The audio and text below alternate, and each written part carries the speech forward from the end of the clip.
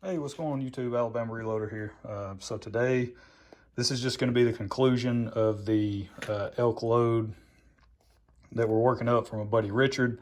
I'll kind of walk you guys through just as a refresher for those of you that maybe haven't seen the other videos. So essentially what we have, my buddy Richard, me and him worked together. He hit me up and he was like, hey, I heard you like to reload. Would you mind working up a load that I could take out west to go elk hunting? He's got an elk hunt coming up in the fall. He has been out there. I think he's been out there one time before. I think he went a couple of seasons ago and shot an elk. And now he's going to head back. And so, of course, when he asked, I jumped at the opportunity to do that. The loads that I've worked up so far, for my dad, for my uncle, whatever, have been focused on deer, right? Taking deer size game. So to kind of step up a level and go after, work up a load to go after something like an elk, that was, of course, I jumped at the chance of having that opportunity. So I said, yeah, most definitely. And he kind of told me, he gave me some numbers that, some, hey, shot distance is 300 yards. That was the max he felt comfortable with, was 300 yards. Some drop numbers that would put it, into a good category in terms of trajectory. That would put it basically, he could just hold on the vitals of an elk and pull the trigger and he's good to go out to 300. So, and the rifle is a Ruger M77. I think it's a Mark II, maybe, or whatever that's called. Ruger M77 chambered in 30-06. And so, of course, I started going and plugging in some numbers, plugging in some data, velocity data, trying to hit. Basically, what I ended up doing, we've got the rifle zeroed 2 inches high at 100 yards. And so the numbers that we wound up with, we're averaging 2877 on our velocity. Okay, we're averaging 2877. I ended up going with Ramshot Big Game. I got lucky and was able to get a couple of pounds of this powder. Where'd I get it from? It might have been Hodgson. I might have got it direct from them, either there or Mid-South. Not too long ago, they had, which of course now powder is becoming a little bit more available. You're seeing it a lot more online at the different online retailers. But I was able to get a couple of pounds of that because that is a really good velocity powder for 30-06. It says on the back, it's the ultimate 30-06 Springfield powder. So outstanding velocities and optimum case fill. So I wanted to give that powder a shot, no pun intended, but I wanted to go with that because, again, we're trying to deliver,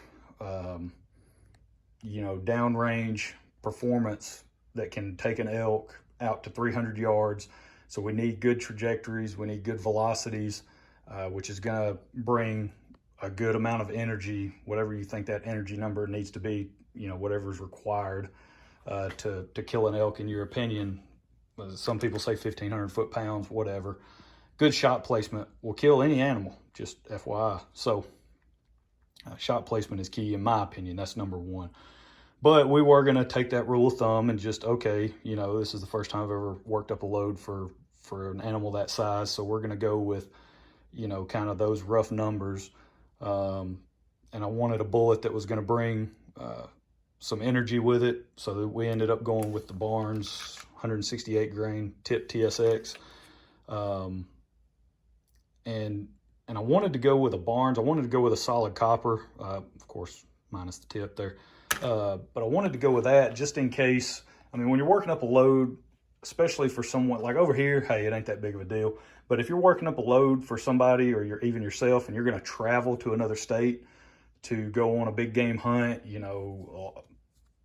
for a lot of people, that's the hunt of a lifetime, right? That's every hunter's dream, is to take a trip to go hunt, something like an elk or whatever. Well, you don't want to wind up in a situation where you've worked up a load, but then you go and you hunt a particular animal in a certain state, and all of a sudden maybe they have a restriction on lead bullets, right? And you're like, what the crap? So I wanted to work up a load where it didn't matter where he took this load, he's going to be good. I mean, this bullet is going to perform. It's going to expand. It's going to retain its weight, which will be awesome in terms of going up against an elk.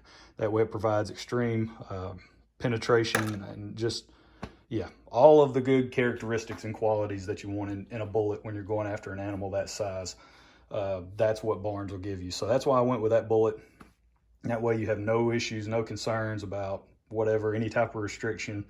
This thing's just going to drop the hammer and you're going to be good to go. So we settled on those components, 168. That way it's bringing a good amount of energy. And this was right, I was kind of on the fence between the 168 and the 175s. Obviously 168, you can squeeze a little more velocity out of them. So that's what I ended up going with. And then of course you can go with the 165s as well, whatever, 165, 168. That's a good solid number, especially for the 30-06. You can get these things going pretty good, which our velocity ended up, the load that we went with, ended up getting us 2877 on average. So that's our average velocity. We're sitting right at 2877. So that's cooking with peanut oil right there. I mean, that's moving on pretty good, almost 2,900 feet per second at the muzzle. And with those numbers, I think we ended up our trajectory, I believe we're right at like less than 7 inches of drop out to 300. Of course, we're 0 to 2 inches high at 100.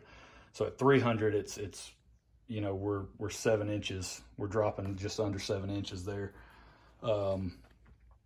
which is really good. I mean, that's going to be excellent in terms of, you see an elk, I mean, you put it on the vitals, you pull the trigger, you're good. You're good to go.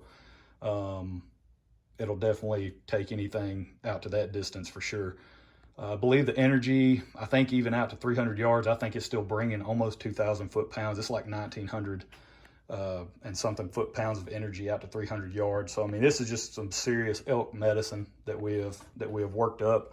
Oh, and this stuff is 270 Winchester brass, by the way, these pieces, so don't worry about those. We're focusing on these 39.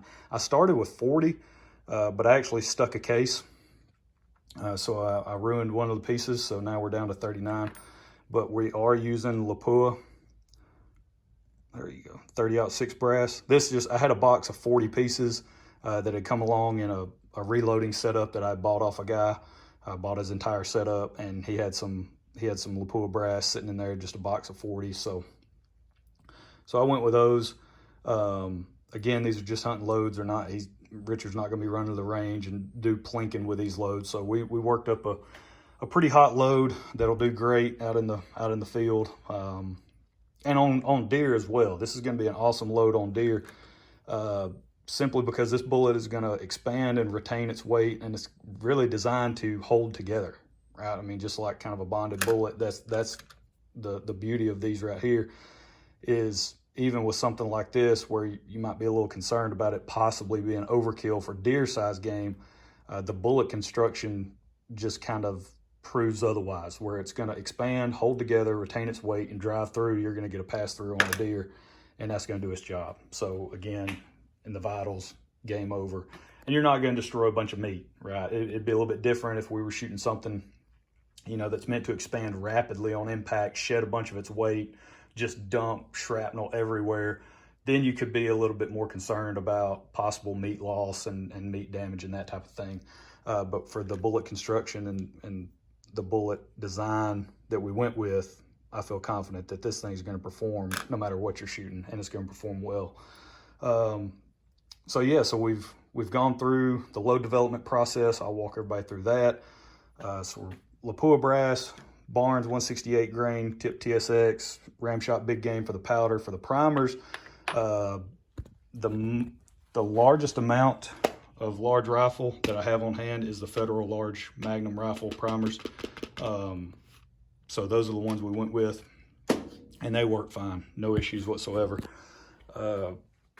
Initially, I started out, I went with a couple of different powders. H40 350 and Ramshot big game were the two that I went with, and just because the manuals were showing really good velocities with both of those powders. Now, for whatever reason, we did not hit those numbers with H40 350 like we did with Ramshot big game. That did kind of trend just like the manual said it would, but for whatever reason, H4350 did not. So just kind of set that aside. I was like, you know what, I can keep pushing that, but I'd have to go, I felt like way above max to achieve the velocity that we were looking for. Whereas with this one, we basically got over 2,800 feet per second right up to the max charge, which is 56.2. You know, those last 4 charge weights, we were over 2,800 feet per second, which was kind of the threshold that I wanted to hit. Obviously, I'd like to be over 2,800 feet per second by a comfortable margin. And that way I know for sure, hey, all of these numbers are going to work out just fine. You're going to be good. Out to 300, you know, no problems whatsoever. So the more velocity we could get, the better. So I did that, ran our velocity / pressure test, started flattening primers up here around the top end, which is normal when you're approaching max charge. No issues in terms of bolt lift, anything like that. Nothing that was super concerning. So I wanted to explore that 56, 56.1, 0.2, and then I wanted to go a few tenths above that 56.2 max charge just to see what that would look like in terms of accuracy. So we did that, and we ran, we were kind of a little bit over an inch. I would like to keep things an inch and under, was sort of the baseline that we were looking for. We had a couple of groups there back to back under an inch, opened back up at 56.4, and then 56.5 tightened right back up and shot a good group at an inch. And so I ended up going with that 56.5 grain charge. And so the velocity that I wound up getting out of that was that 2877. So really good velocity numbers. It hit everything, kind of checked all the boxes in terms of criteria that we were trying to meet. We kept the groups at an inch, and I went back and shot, so that was an inch. I went back with a follow-up group of 56.5 and shot another group, 3-shot group, an inch at 100. Then I had loaded up 5 rounds, so I had 2 more, and I just put them on steel all the way out to 380, and they were out to 380. It was like just under 5-inch spread, you know, which is more than acceptable in terms of out to 300 yards. So no issues whatsoever with the load performing out to distance. And so we feel good to go and say, hey, we have completed the elk development, the elk load development. We are done. Now the last step is simply load the rounds. So that's kind of where we're at. All of you are caught up. These cases have been primed. They've all been resized, chamfered, deburred, all that. They've been primed. Now they're ready to go. I've been decapping some 270 Winchester brass. So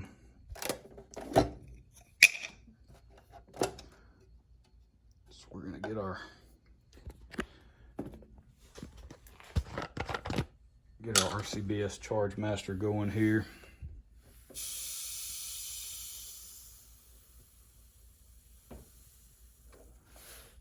And we're just gonna throw all these rounds. Let's see, 56.5, that's what we're going with. This thing's been warming up for a while. We'll see how it runs. Normally I use the McDonald's straw method in there, and so that helps, especially with extruded powders. Man, it can be a pain running extruded powders through the RCBS Charge Master, which is a little frustrating for what the unit cost. Ball powders, that type of stuff, spherical powders generally run a lot better. They meter a lot better, so they run through that powder measure, you know, with a greater success rate in terms of you not having overcharges and that type of thing.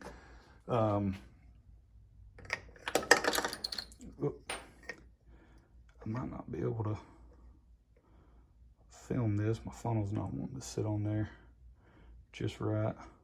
So, but that's where we're at. We'll leave it at that. We'll cut the video. It's basically 15 minutes long. I mean, you get the gist of what we're doing. All we're rocking and rolling with now is just dumping powder. We're gonna seat the bullet. I think our overall length, yeah, the one we settled on was 3.320. We're about 40 thousandths off our jam point there. and that's performed really well for us in that rifle. So that's where we'll leave it.